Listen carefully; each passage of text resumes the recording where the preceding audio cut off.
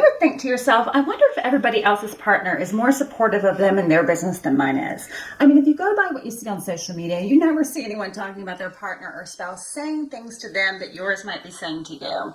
And let's make it even harder to get the results that you want and that they say that they want you to get in your business when you feel like their doubt is just another energetic drag on your motivation and your momentum. Today, we're going to talk about being married to or being in a partnership with a doubter and how you can navigate the delicate balance between giving your best to your business while also upholding your end of the responsibilities and commitment to your household. Watch until the very end because I'm going to give you a very practical way to own your power, lead your business, and honor your partner's position. It's quite natural that we're going to experience self-doubt during our entrepreneurial journey. In fact, if we're always continuing to stretch beyond our current state, there will always be a seed of doubt that accompanies that growth into each new level. So being married to or in partnership with a doubter who is watering those seeds of doubt is a tough road.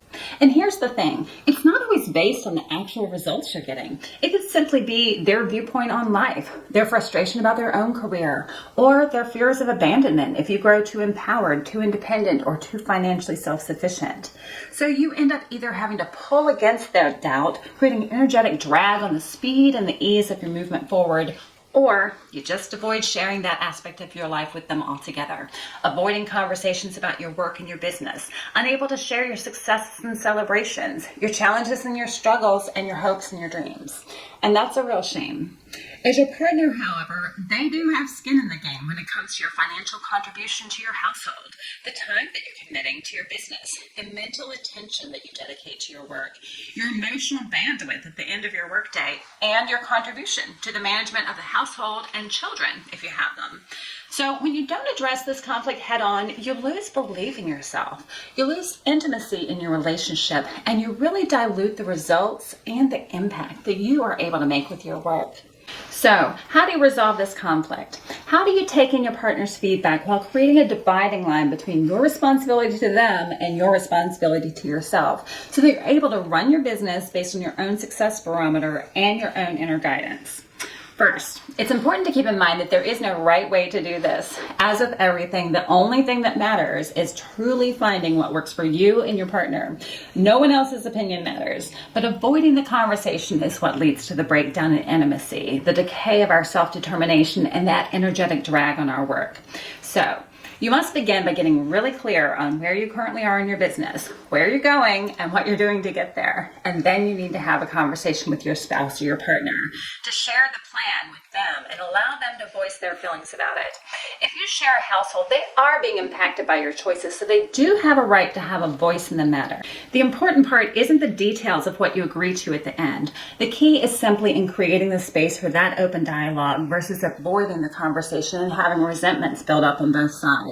It's actually the avoidance that's creating the conflict. In this video, we talked about how to navigate a relationship with a spouse or a partner who injects doubt into your work and your business, what it's costing you if you avoid resolving this conflict, and how you can approach getting on the same page.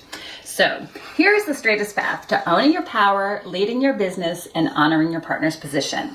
It's what author Gay Hendricks calls the 5-minute sweaty conversation. It's that conversation that we and our partner avoid having at all costs. It's the one that fills us with fear, the one we believe might end in screams, tears, or the silent treatment.